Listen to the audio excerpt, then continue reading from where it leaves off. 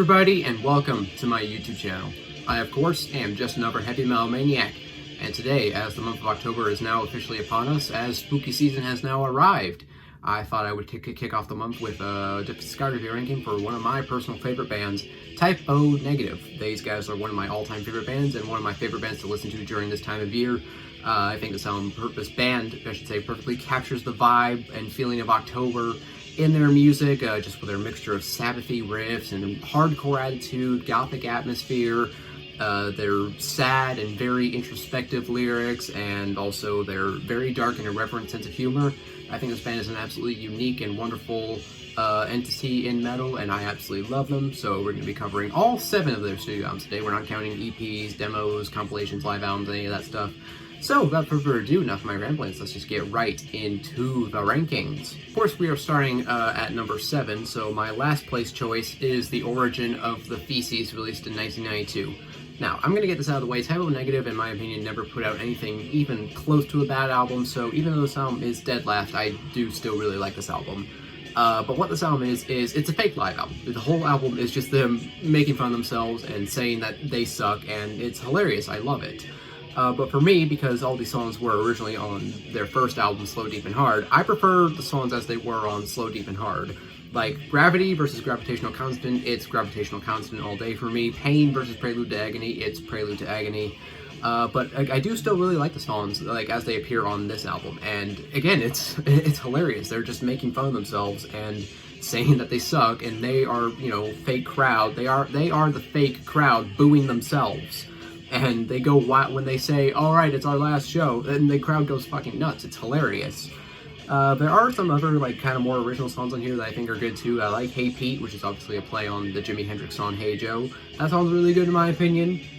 And they do a cover of Black Sabbath's Paranoid, which in my opinion far outdoes the original, which the original by Sabbath I've never been really big on to begin with anyway. But this cover is absolutely beautiful. It's unrecognizable from the original, and they just really made it their own, and it's awesome. Yeah, I'm not showing the original album cover in this video for what I hope is obvious reasons, because I don't think I can get away with showing that on YouTube.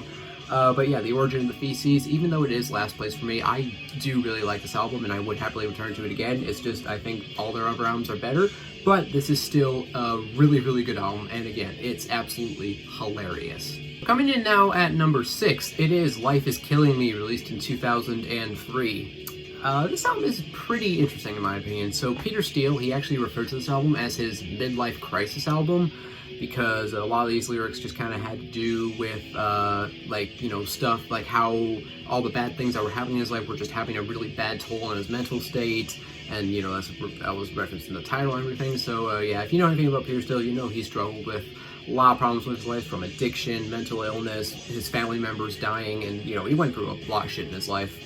Yeah, this album, to me, it has a lot more kind of, poppy energy to it. There's a lot more kind of, 60s pop influence on this album, which Peter Steele, he was a big fan of the Beatles, and so you can definitely hear a lot more Beatles influence on this album. Kenny, the guitarist, he has a lot more vocal passages on this album, which I think is kind of neat, because he had always did backing vocals, but now I feel like he's a much more noticeable part of the band on this album vocally. And there are some absolutely awesome songs on here. I love I Don't Wanna Be Me. I think that's one of Type O Negative's big hits, and that riff is really, really solid, and that solo on that song is absolutely beautiful, and I love it.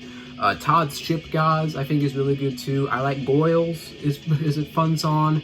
A Dish Best Served Coldly, I like too. Anesthesia is a really good song. If I had any real gripes with this album, but for me, this album is a bit more front-heavy. The front half of this album was much more interesting for me than the back half of the album. And also, not all the songs necessarily gelled with me. The song We Were Electrocute, I kind of really don't care for that song. That song just really doesn't do a whole lot for me. And there's a couple others that I'm I could do without. But for the most part, I think this is a really solid album. The songs I mentioned that are good, I think, are fucking phenomenal. And yeah, even though it's number 6, I do still really like this album. It's just there's other albums that I think are stronger. So, taking the number 5 spot on my list is Dead Again, released in 2007. This was obviously their last studio album before Peter Steele tragically passed away in 2010. One thing that's interesting about this album is this is the only album of theirs to feature real drums. All their other albums before this featured program drums.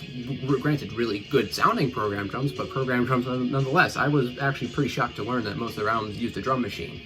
But anyways, so yeah, it's the only album to feature real drums, and I haven't really spent a lot of time for this album. Like, this is kind of the one type of negative album that I've really kind of overlooked a lot, and I don't know why, because the songs, I really like the songs on this album. Like, Prophet of Doom is an amazing song. I love Halloween in Heaven. These Three Things, I think, is the longest song they ever did. That song's like 14 minutes long. That song's really good. Some Stupid Tomorrow, I think, is really good too. Hail and Farewell to Britain, the last track, is really good too.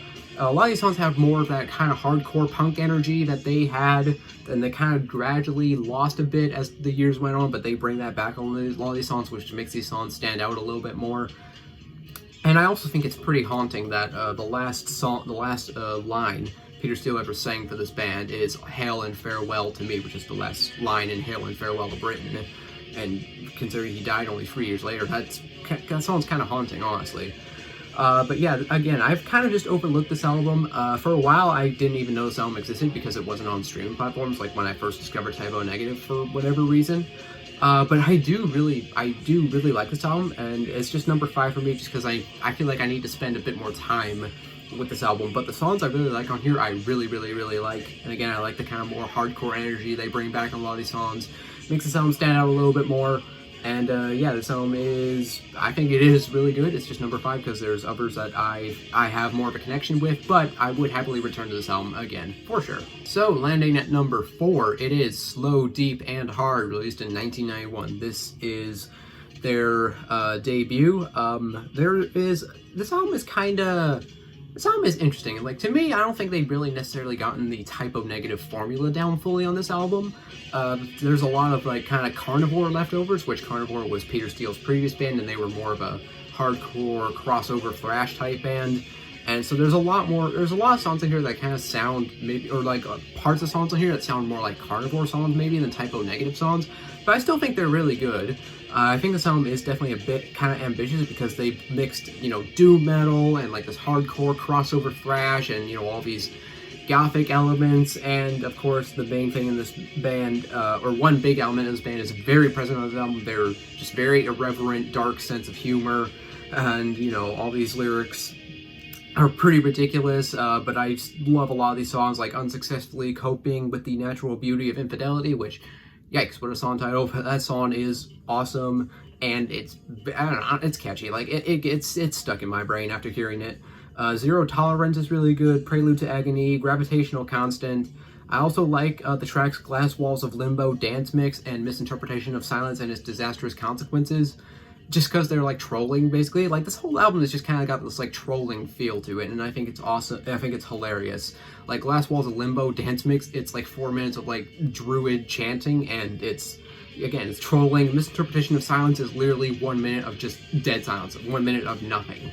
Again, this album, it's trolling. It's hilarious. Like, this album is basically just kind of like a fuck you to like kind of the audience, I guess. And it's again, I love this band's just irreverent sense of humor, and it is on full display in this album. So yeah, maybe for me, while they haven't gotten like the Type O formula quite down with this album, some of the transitions are a little rough. I do still really like this album, and I would happily return to it again. I think it is a really strong debut for sure. So yeah, Slow, Deep, and Hard for me, it lands at number 4. So landing at number 3 is October Rust, released in 1996. I love this album. I think this album is honestly kind of maybe a masterpiece. Like, these next 3 albums I really have zero gripes with, honestly. Like, there's nothing I really dislike about this album. I love every song on here. Like, the song Love You to Death is such a pretty song, and that's like, what a beautiful way to start the album after you get past a little, trolling section, because again, this band loves to troll just their audience, which is funny.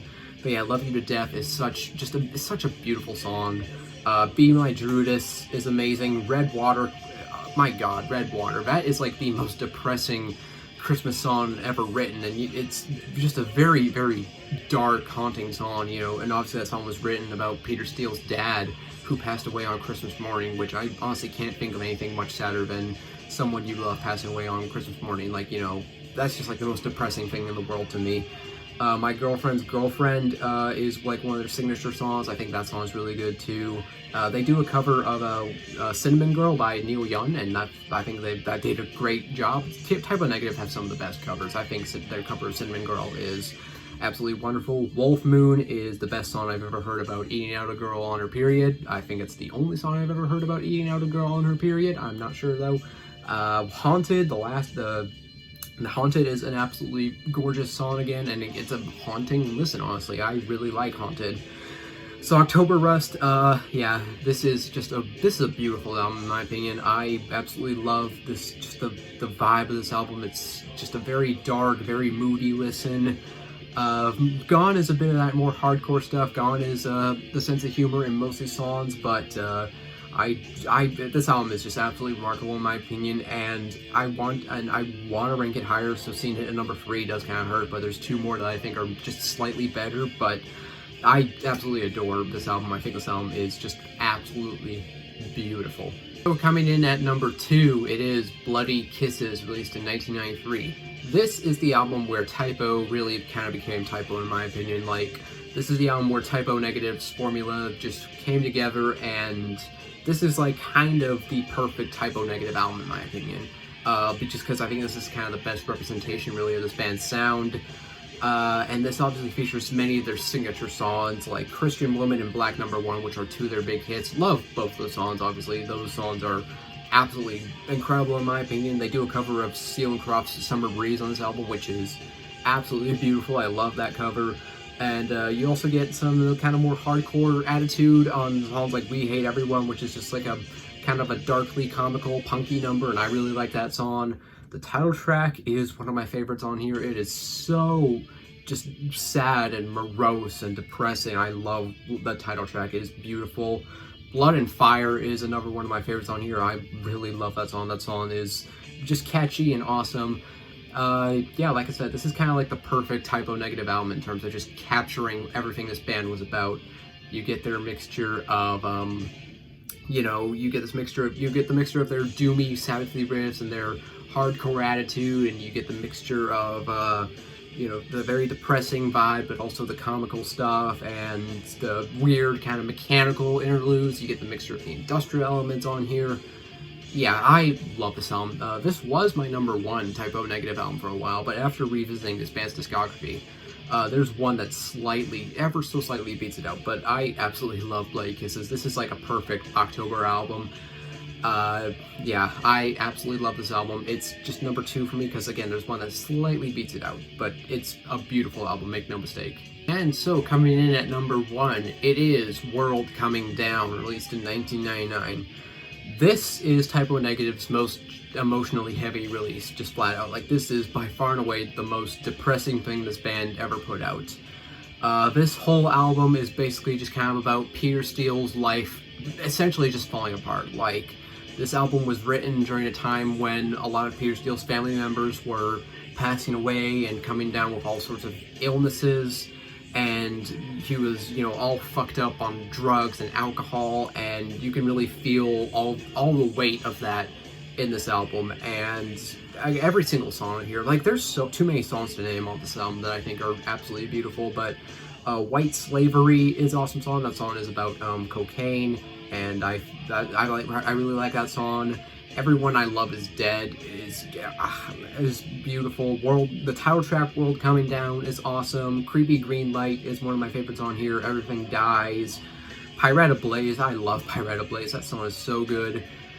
Yeah, this album, like, it's just very blunt, and it's just, like, this is just Peter Steele. This is his world coming down. Like, you just read these song titles. Everyone I Love Is Dead. Everything Dies. It's just like, Jesus, man, what a bummer. But it's real. You really feel the emotional weight of this album, and I appreciate it for that.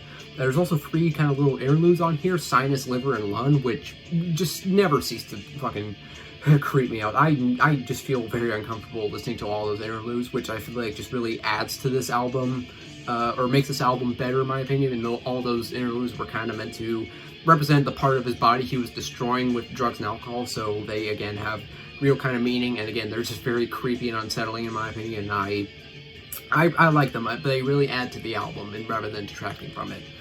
So yeah, World Coming Down. Bloody Kisses was originally my number one. I included Bloody Kisses in my top 50 favorite metal albums video, but World Coming Down I think I like just ever so slightly more, just because I love the emotional weight of this album. I love the sad, depressing, morose, somber vibe of it all. It's just a beautifully dark album, and I think it's absolutely masterful. These past three kind of all might as well be tied for being my number one, but World Coming Down, man, it's heavy. It's not just musically, but lyrically as well. It is a beautiful album. And, well, that about does it. That concludes my Type O Negative ranking. I think this is a perfect band to kick off October with. So, yeah, like I said, that about does it. If you made it to the end of this video, you are awesome, and I appreciate you. Consider leaving a like on this video if you enjoyed it. Leave a comment down below. Tell me, do you agree with my rankings? Do you disagree? What band should I rank next? Give me some ideas. And subscribe if you consider subscribing as well, because I do have a lot more content coming your way. And I'm just another Heavy Metal Maniac signing off here. I hope you all have a great day, and I'll see you all sometime in the future. In the meantime, all of you take care. Bye-bye.